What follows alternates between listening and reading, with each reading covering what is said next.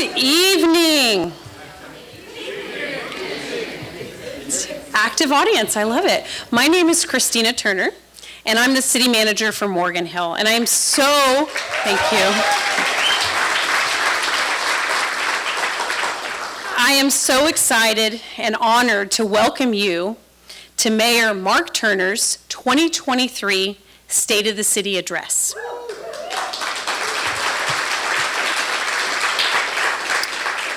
First, I would like to invite Pastor David Frederick from West Hills Church to come to the stage to do our invocation.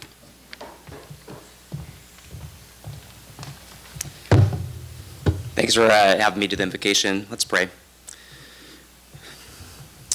God our Father, how majestic is your name in all the earth. The heavens declare your glory, and the earth is filled with your goodness. And Lord, we're all here because we care about the city. We love the place you put us. And out of all the places we could live, God, we put us here in Morgan Hill, at this place, this time, this moment. And we're thankful that we love the city and for the various ways we express that love and care for Morgan Hill. We ask that you would lead us and guide us, God, in wisdom as we invest in our community. And God, I pray for a spirit of humility and sacrifice and service. Would you give Mayor Turner wisdom and clarity as he shares with us about the state of the city? And God, would you bless the city council with wisdom and passion as they lead and guide? And Lord, would you help businesses prosper? And would our streets be filled with safety and peace? Would you give us security and well-being? God, would you equip our first responders? Would you bless our schools and our senior services, Lord? We're thankful again, God, for bringing us here, for the ways you care for us, the ways you go before us. And Lord, we lift all these things up to you. We pray that in your name. Amen.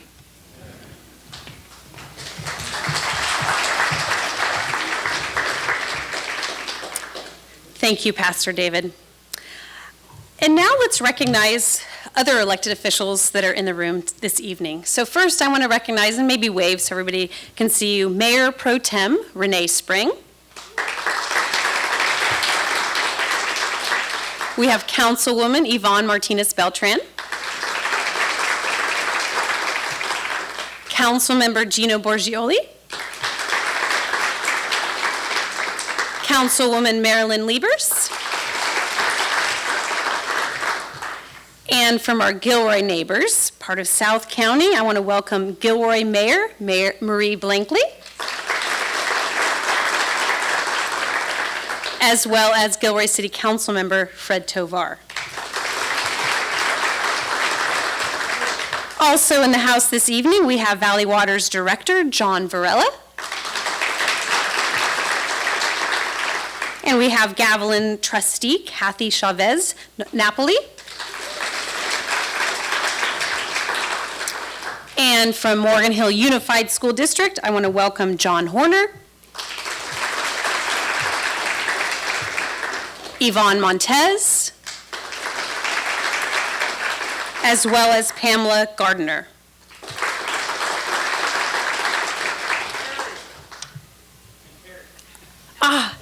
Thank you. This evening we also have with us Terry Eves Knudsen. Welcome. All right, so now let's talk about Mayor Mark Turner. Mark Turner has quickly jumped into being mayor and has already showed so much passion and drive in his role. The mayor has his beautiful wife, Sue Turner, with us this evening. And you may have also met his 3 daughters during his oath of office in December. The mayor's also blessed to have 3 grandchildren. And without further ado, let's welcome Mayor Mark Turner to the stage.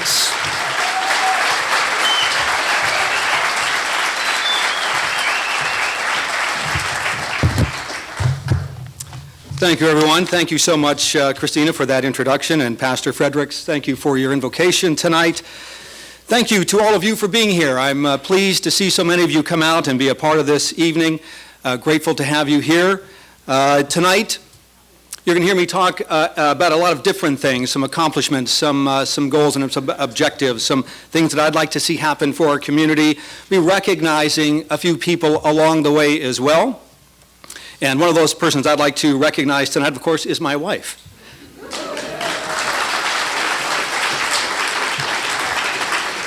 I think elected officials, and in any job really, you really got to have the support of your spouse, and it's great to have the support of my children, my family, my wife. This September we will have been married for 40 years, and so I was going to have the police chief actually come over and make an arrest because it's obvious she robbed the cradle many years ago. Thank you for your support, and I know that our kids are watching by way of Facebook, and so my gratitude and my heart goes out to them as well. Thank you so much for your support over these many years. Mayor Blankley, I'd like to say to you that we know the significance of regional support and success. When Gilroy does well, Morgan Hill does well, and when Morgan Hill does well, Gilroy does well also. Like you and other Gilroy officials, we are committed to the success of South County, and we pledge our support to Gilroy wherever and whenever needed. There's a story told about Albert Einstein, who was traveling from Princeton on a train. He was traveling to New York when the conductor came down the aisle and began punching tickets of every passenger. When he came to Einstein, Einstein reached into his vest pocket, but he couldn't find his ticket, so he reached into his trouser pockets. It wasn't there. And the conductor said, "Dr. Einstein, I know who you are. I'm sure you bought a ticket. Don't worry about it." The conductor continued down the line punching tickets, and he looked back and saw that Einstein was frantically looking through his briefcase as well as the seat that he was sitting on, trying to find his ticket. And so the conductor again rushed back and said, "Dr. Einstein, please, don't worry about it. I know who you are. I know you must have bought a ticket. It's quite all right." And he began to move his way down the aisle again. As he got to the end of the aisle and was about to move to the next car, he saw that Einstein was now down on his knees, frantically looking under his seat and rifling through his briefcase again. Well, the conductor felt so bad, again, he rushed back. And he said, "Dr. Einstein, please, don't worry about it. You don't need a ticket. I'm sure you bought one besides. I know who you are." Well, Einstein stood up and brushed himself off, and he looked at the conductor and said, "Young man, I too know who I am. The problem is, I don't know where I'm going." Now, no one and no organization wants to feel that way, and I can assure you tonight that as an organization, we know who we are and we know where we're going.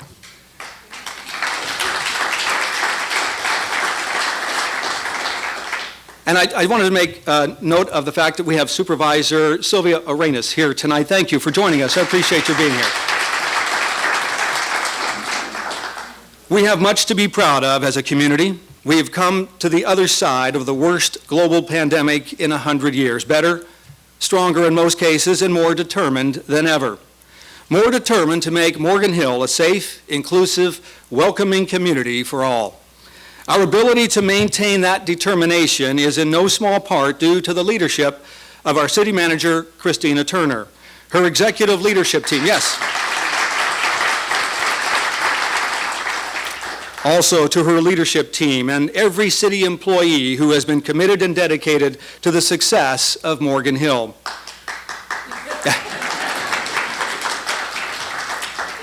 We have business leaders and entrepreneurs who have made this community their home and their place to do business.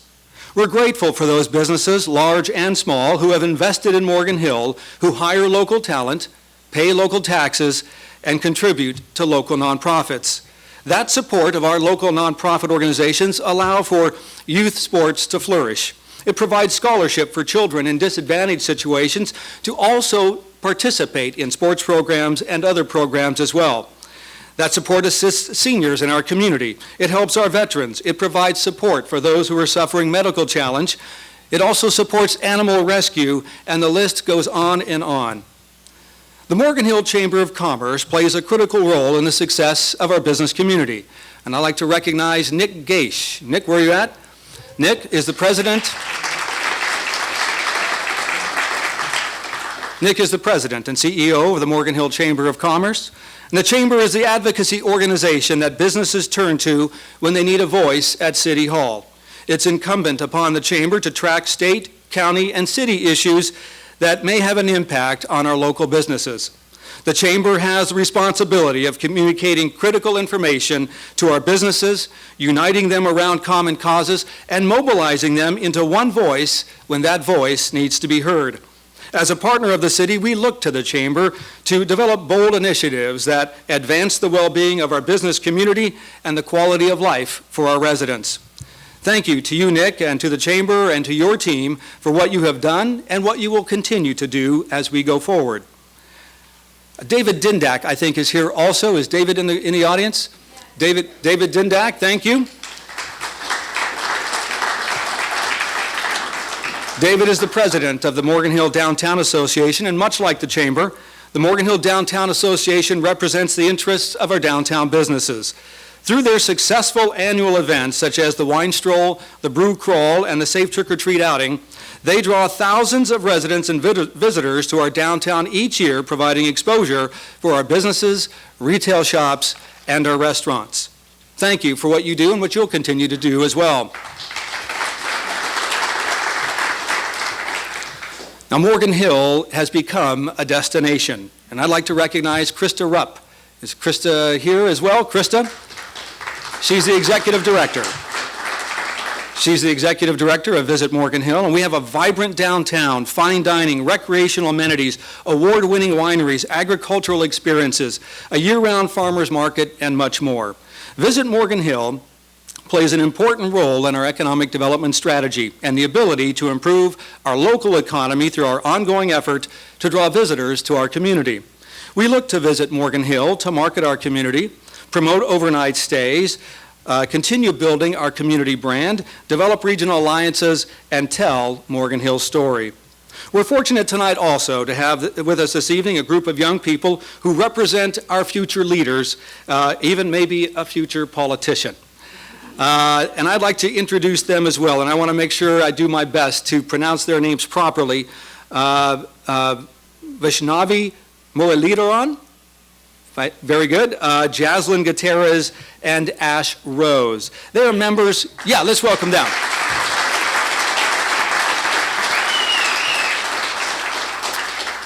They're members of our Youth Action Council and are here tonight. I'd like to, as I said, recognize them for their commitment to leadership development, for letting their voices be heard, and for keeping issues important to youth on the forefront of our minds. We get to see them several times a month as they come before the City Council to make presentations each month, and they always do an exceptional job. I'd also like to thank Chiki Mejia. Where's Chiki? Chiki also, yes. Way up at top. Okay, Chiki. Chiki is our Youth Action Council advisor, and she's been that for 19 years. Thank you for that. Thank you for your investment in those young people and in our future. Now, there are leaders here from our faith community tonight as well, and I want to thank them for being here, for participating, and for providing spiritual guidance to so many in our community. I'd like to recognize our police chaplains. I don't know that they were able to be here tonight, but I'd like to recognize them anyway. Pastor Mike Birchfield with West Hills Community Church, Pastor Ben Palm from Morgan Hill Bible Church, and Pastor David Willis from Crossroads Christian Center. I'd like to recognize them for the fine work they do in some of the most difficult circumstances that our community members face. Our churches, synagogues, and temples are filled with Morgan Hill residents who are committed to their faith and committed to our community. Throughout the year, these church attendees participate in city cleanup days, provide food, clothing, and other necessary items for those in need. They assist youth, families, and seniors. They help those in recovery and contribute to the overall good of our city. It's no wonder Morgan Hill is a destination location. If it wasn't for our amenities, activities, restaurants, recreational opportunities, and our wonderful wineries, those outside our community would simply be drawn to the goodness of the people of Morgan Hill. I'd also like to recognize my colleagues on the City Council, Mayor Pro Tem Renee Spring, Council members Yvonne Martinez-Beltran, Gino Borgioli, and Marilyn Liebers. It's an honor to serve with these committed and distinguished individuals who are committed to the well-being of our community and to our residents. A lot of what I enjoy most about being part of the City Council is interacting with Renee and Yvonne and Gino and Marilyn. We may not always agree, and we shouldn't. That's not why you elected us. We know your expectation of us is to hash out differences and through research and input from so many people like you, find the best answers and solutions to our community's challenges. To my colleagues on the council, thank you for your commitment and dedication. I know that going forward that we're going to have some difficult conversations, face some tough choices, and be forced to make some difficult decisions. But I'm confident that we can continue to do so in a civil and respectful way. We just finished our two-day City Council goal-setting workshop. Through those efforts, we agreed the strategic priorities established prior to the pandemic are the strategic priorities that we want to continue moving forward. Those priorities are fiscal sustainability, affordable housing and homelessness, community outreach, engagement and messaging, economic development, and transportation. It's important to note that Morgan Hill collects the least amount of taxes per capita than any other city in Santa Clara County. Yet, we've been able to manage our finances in such a way as to develop and maintain a high quality of life standard for our residents.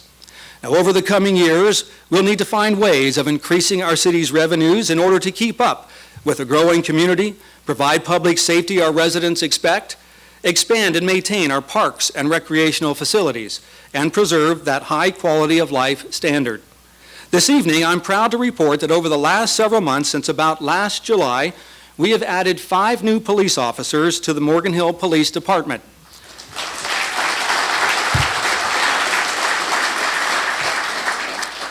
In the same time, we have added a dispatcher, 2 record specialists, 1 management analyst, and a multi-service officer.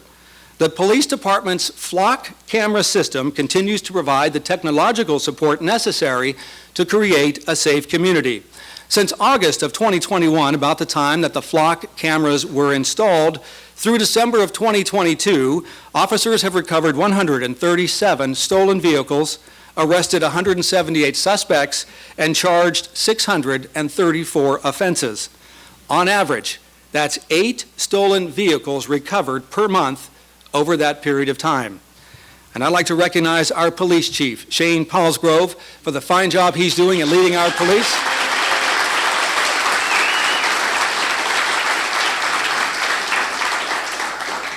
We don't see him, he must be on a call. That's what I like about our chief. You'll also be glad to know that we have completed the design of the Butterfield Fire Station with a tentative construction start date of fall of this year. And more importantly, we have the funding available to fully staff the station as well. Yes. And while he's not here this evening, I would like to recognize our Fire Chief George Huang for all that he does in our city and to keep our residents safe. In January, yes. In January, the City Council adopted a resolution amending the general plan updating the housing element of the general plan for the period of 2023 to 2031. All cities have to do this. It's a requirement. The Council also adopted the addendum to the City of Morgan Hill's 2035 General Plan EIR for the 2023 to 2031 housing element update to affirmatively further fair housing and comply with state housing element law. The Council directed staff to submit the City of Morgan Hill 2023-2031 housing element to the California Department of Housing Community Development for state certification. It's a lot of what we have to go through, but it's something we are required to do by law. This is important to our community for 2 reasons. One, while many communities throughout the state have to update their zoning to allow for greater densities throughout their neighborhoods, we are going to be able to meet the state's housing requirement within existing pipeline projects. Second, our ability to have a housing element approved in January further protects the community and offers us a little bit more local control. Last year, last summer sometime, the Magical Bridge was completed and opened this past summer. Ron and Shirley Losacero, are they here tonight as well? I'd like to recognize them.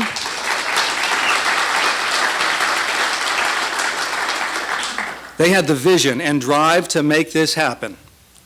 The effort brought numerous organizations together, including the city and county, to work closely with others, such as the Edward Boss Prado Foundation. Cecilia Ponzini's here this evening as well. Thank you for your support. It also brought the Santa Clara County Office of Education and many families and local businesses together to complete that project. City personnel from various departments over these past few months have provided 24-hour emergency response to the significant storms that we've experienced over these last several months. City staff continues to proactively seek grant funding and was successful in being awarded $8 million last year. We expect to receive another $6 million this year for infrastructure improvements and public safety enhancements. We were successful in forming the Downtown Property-Based Improvement District, the PBID, to improve the safety and cleanliness of downtown while investing in programs to increase vitality. We're also excited to see the Eads Art Gallery under construction, and yes, we are looking forward to seeing the Downtown Hotel also under construction this year. These, yes, yay! These two additions will elevate our downtown to a whole nother level. In January of this year, the City of Morgan Hill put out an RFP for qualified firms to submit a proposal for the creation of the city's first comprehensive transportation master plan. The Transportation Master Plan will help us address the challenges of facilitating mobility and access in a strategic manner within the reasonable fiscal constraints of the city's budget and limited state and federal funding. In the past, council meetings would run late into the evening and in some cases into the early morning hours. This is not conducive for working residents and parents to be involved in the process when meetings run so late. As a result, in order to allow residents to have better opportunity to participate in our council meetings, the City Council recently approved changing the start time of the council meetings to 6 p.m. instead of 7 p.m. with the goal of ending those meetings by 10 p.m. Yes. Now, we had the distinct honor to announce in early January that the Indoor Football League's Bay Area Panthers decided to make Morgan Hill their headquarters as well as the team's practice location. This was done, of course, through the hard work of people like Jeff Dixon, who's here this evening, Krista Rupp with Visit Morgan Hill, Chris Gioni from the City of Morgan Hill, the Panthers head coach Darren Arbett, and team owner Roy Choi. And I'd like to thank Coach Arbett, who's here this evening as well. Thank you, Coach.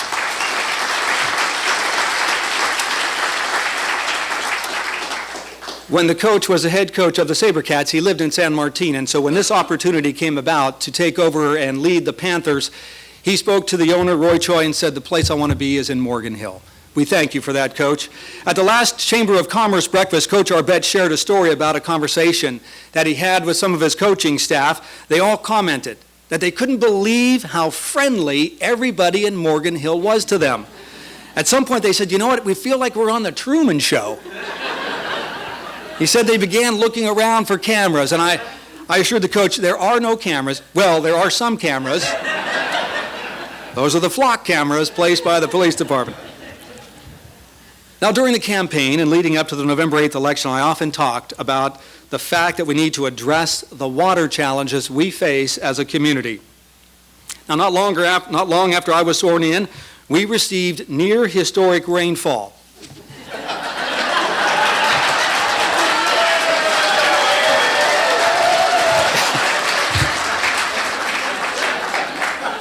I'm not boasting, I'm just saying. To top it off, through a little dusting of snow on the hilltops.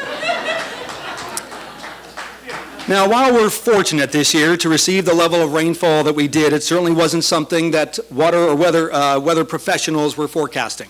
In late fall of 2022, the talk amongst water agencies across the state was that we were headed into a fourth year of a drought. Clearly, we're dealing with changing climate, and we can have debates about how, why, and who is responsible for climate change, but the fact is we are experiencing changes that affect our state and our community. Even though we received the amount of water that we did this year, and we have more to come, we still need to be diligent and conserve water as best we can. with constraints on Valley Water's ability to import water, although that has changed this year due to the increased water that we've received, regulatory restrictions, drought conditions, and a growing demand for water, recycled water is an important component of our long-term water sustainability for South County. I got it, man. That was the right cue, too. I said, listen, when I talk about recycled water, you hit the music. Now, we have limitations on the amount of recycled water that we can produce through the South County Regional Wastewater Authority in Gilroy, which is a joint powers authority established to manage the treatment of wastewater for the cities of Morgan Hill and Gilroy. The population of South County is just not large enough to create the amount of wastewater that's needed to be recycled and can serve both communities. So tonight, we're encouraging all of you to eat up.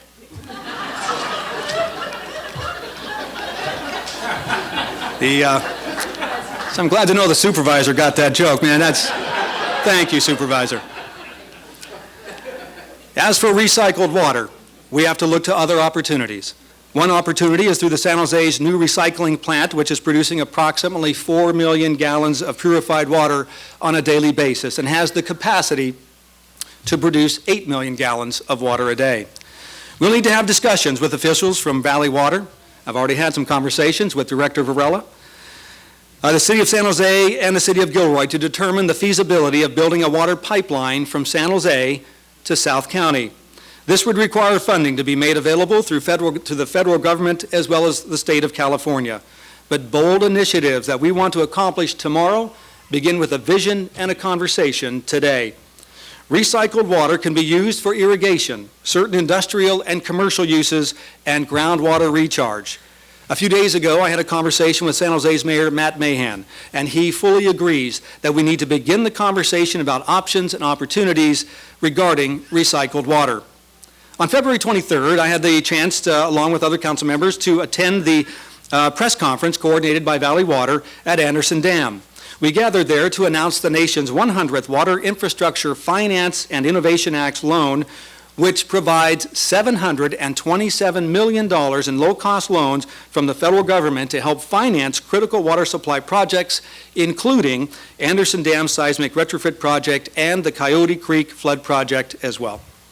At the press conference, I was given an opportunity to make a few remarks, which I took full advantage of. In my remarks, I indicated that the endless delays caused by regulatory agencies on this project was unacceptable. There are 13, if I'm not mistaken, John, 13 regulatory agencies involved up and down the state through the federal government whose main job, and forgive me, is to,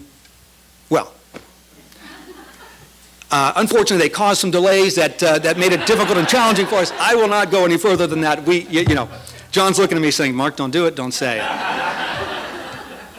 From the point, exactly.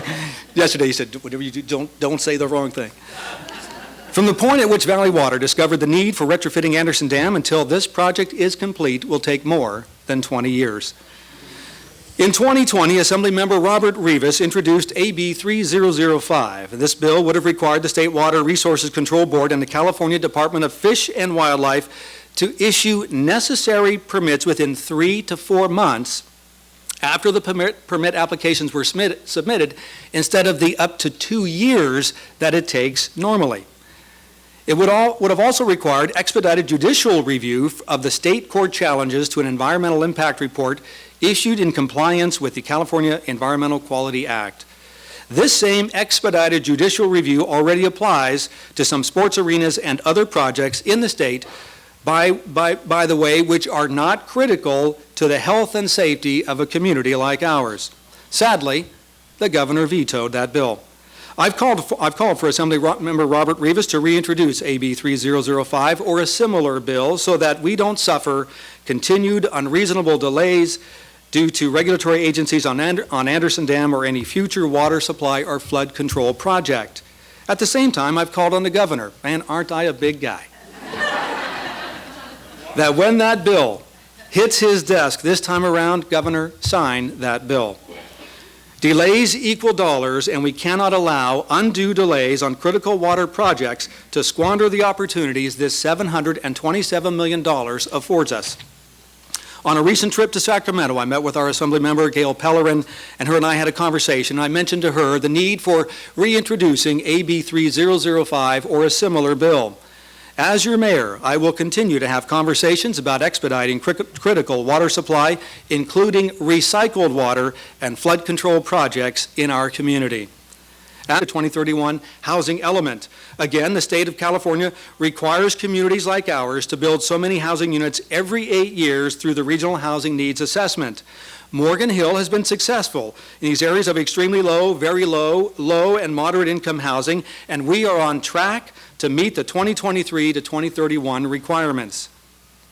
At the January 27 City Council meeting workshop and a subsequent City Council meeting that followed, the council members were expressing a unified voice about addressing Sacramento's ongoing effort about limiting local control, especially in the area of housing development.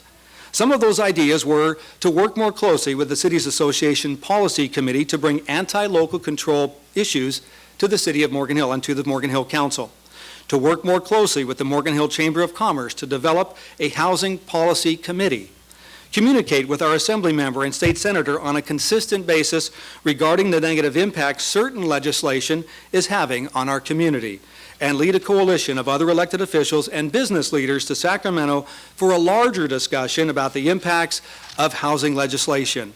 Now, in our effort to have a larger conversation with officials in Sacramento, we need to be strategic about that message. Simply marching into the Capitol building and acting in a manner that is belligerent, caustic, and sarcastic, well, may be fun, is not appropriate and will not get the job done. That approach doesn't work locally, and it will not work at the state level either. We need to convey how Morgan Hill has been a leader in affordable housing, how through our former growth control, we ensured that 1 out of every 8 homes was affordable and deed restricted. We'll need to make sure that as the state is attempting to solve the housing crisis, the state recognizes communities like Morgan Hill who are doing their fair share of housing. We'll need to make sure that the state understands that we have no real transit options to speak of, and Morgan Hill and Gilroy, the residents in both our communities, really need to have a vehicle. We'll need to advocate for transit opportunities as well as funding for our roads that are getting worn down by regional commuters. The point is, it's not enough just to advocate for local control. We need to be smart, strategic, and thoughtful in order to be effective and protect our community's quality of life for current residents and for residents in years to come. Here's going to be a good one. Are you ready? PG&E. In September of last year, our community experienced several days of historic heat, causing massive failures in PG&E's ability to provide uninterrupted service when needed most. While those outages occurred throughout the region, Morgan Hill seemed to have suffered disproportionately compared to others. These service failures by PG&E was unacceptable and requires accountability. Now, we plan to have PG&E representatives attend a council meeting in the next 30 to 60 days where they can answer 4 simple questions. Number 1, what caused the problem? Number 2, what's the plan to fix the problem? 3, when will the problem be fixed? And number 4, what assurances can they provide us that this problem will not happen again? With the past council's passage of an ordinance to eliminate natural gas from new construction and the state's ongoing effort to reduce and eliminate the use of natural gas, PG&E, more than ever, will need to ensure its customers that they can provide uninterrupted service in the most extreme weather conditions. Now, if you ask an employer what's their top 3 concerns for their business, you're likely to hear the answer that in that top 3, the ability and to attract and retain workers. So tonight, I'm introducing, and hopefully we'll get someone to be interested in a workforce development initiative. Prior to the pandemic, the workforce development was pretty simple. The business community had a need for workers. The available workforce, made up of students entering the job market and or workers leaving one job to find another, may have lacked employability because they were deficient in the skills or education for those jobs. Enter workforce development. Various workforce development efforts help to identify the skills and education gap between jobs and those people looking for jobs. Programs would be developed, and existing programs would be utilized in order to train and educate people, making them qualified and employable. Today, it's much different. Today, while the premise of identifying skills and education gaps still exists and developing programs to educate and train the workforce is necessary, the biggest challenge employers face is that there is a workforce gap. The workforce is changing. The workforce, in some cases, is disappearing. The workforce, in other cases, is hesitant, and the workforce lacks motivation. Employers don't know where to find workers. Employers are having difficulty retaining workers, and employers are struggling with labor costs. The Workforce Development Initiative's mission should be to identify, educate, train, and create pathway options for a diverse workforce. There is a need to create a workforce pathway that connects workers to employers. I believe this can be accomplished by identifying a lead agency or organization to work closely with the business community, educational partners, and the workforce itself. Since our educational institutions have the largest developing workforce, there's an opportunity to work with the Morgan Hill Unified School District and Gavilan College to develop programs for students to become aware of various career opportunities. Some of these career opportunities will require higher level education, while some may not. Some jobs, such as the building trades and some healthcare jobs, will not require that pathway. As we look at some of the programs that we can develop with educational partners, we might consider things like job fairs, career days, business tours, job shadowing, internships, and apprenticeship programs. These can go hand in hand with the Morgan Hill Chamber's effort to do Rock the Mock. Rock the Mock is a very successful program introduced many years ago by John Horner. At the time, he was the president and CEO of the Morgan Hill Chamber of Commerce. I met with John many years ago. We grabbed that and we introduced that in Morgan Hill, and it's been very successful. In Gilroy. During the campaign, I kept getting mixed up, and now it's, I am Morgan Hill. Exactly. So it was introduced in Gilroy, and it's been a very successful program there as well. It's important to help students beginning in middle school to become familiar with career and entrepreneurial opportunities as well. In working with the business community, it will be important to seek information pertaining to available jobs, skill, and educational needs required for their specific workforce, along with an openness for internships and apprenticeship programs. The business community can work with educational partners to identify issues that may be causing hesitancy within the workforce, what motivational factors are important to them, and develop a soft skills assessment to help ascertain additional training needed to prepare them for their careers. As I mentioned, the largest emerging workforce can be found on the campuses of our local high schools and community college. Dr. Garcia and her team at the Morgan Hill Unified School District are preparing tomorrow's workers, tradespeople, employers, entrepreneurs, business leaders, and CEOs. And I believe these are some goals that we could set for this Workforce Development Initiative.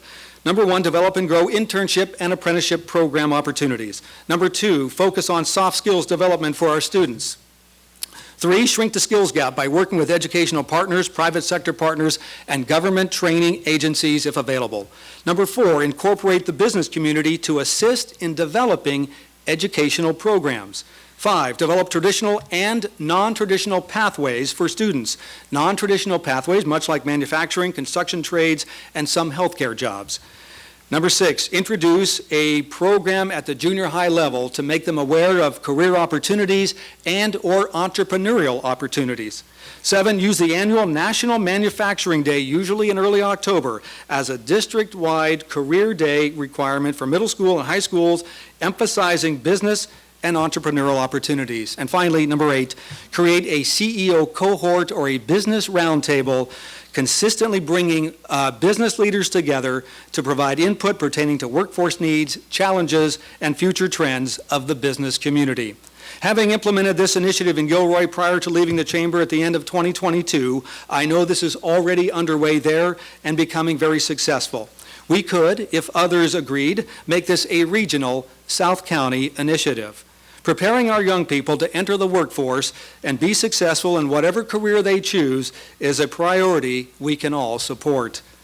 Now, I've talked to some of our commissioners who are on the LCAC, the Library, Culture, and Arts Commission.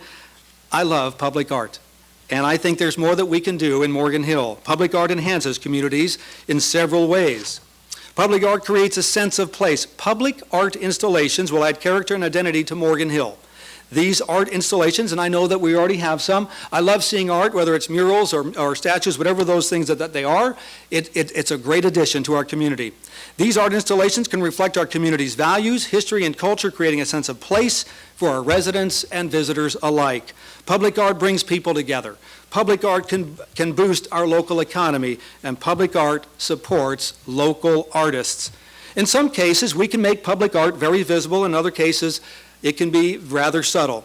It can be permanent and long-lasting or temporary and short-lived. There are numerous opportunities to display art, such as the water tower at Cochrane entering our community, welcoming guests to our community, statues and sculptures in our public square, in new developments, and in commercial spaces.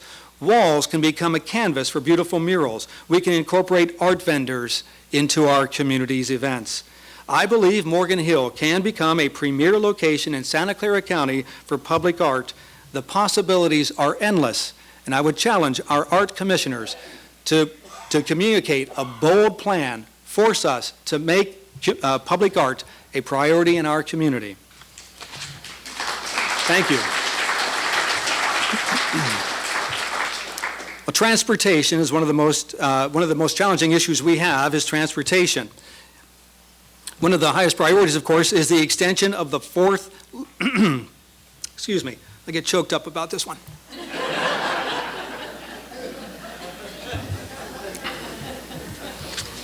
One of the most challenging transportation issues we face as a community is the extension of a fourth lane on Highway 101 between Morgan Hill and Gilroy. Over the years, this stretch of roadway has become increasingly difficult to maneuver during commute hours due to the bottleneck that occurs there. In working with officials from the city of Gilroy, we have identified the widening of 101 as the highest South County transportation priority. With that said, there are other transportation priority challenges we face as a community. 2 weeks ago, I met with one of the commissioners of the California Transportation Commission, which oversees $10 billion a year to help local communities like ours with transportation issues. 5 days from now, on March 13th, we're meeting again. This time, City Manager Christina Turner and Public Service Director Chris Gioni will be joining us to talk about potential funding for some of our transportation projects. Now, when we talk about transportation projects, we can talk about Hale Avenue, and we are making headway on the long-awaited Hale Avenue Extension project that will significantly improve north-south vehicle circulation on the west side of Monterey Road. The section between West Dunn and DeWitt is anticipated to open in early May, and the section of roadway between West Dunn Avenue and Main Avenue is scheduled to open early 2024. Now, with regards to Caltrain, we continue to push for a fourth train to South County. We feel strongly, yes, somebody's clapping for that, and I want to thank you. We feel strongly, as long as there is limited service to our area, there will be limited ridership. Expanding the level of service to Morgan Hill and Gilroy is what will drive more South County participation. And I would like to thank Mayor Blankley for being such a strong voice for both Gilroy and Morgan Hill in relation to this issue. Well, we have challenges ahead. We have residents, city partners, nonprofit organizations, service clubs, the faith community, business leaders, city and city staff who are willing and able to meet those challenges head on. My intention tonight is not to play down or minimize those challenges, but instead to keep them in perspective. We need to make sure that we've clearly identified what those challenges are and that we've developed a plan to address them. And while I believe there is a place for government involvement, we must never lose sight of the fact that it's usually best when government gets out of the way and allows the private sector and non-government organizations to do what they do best.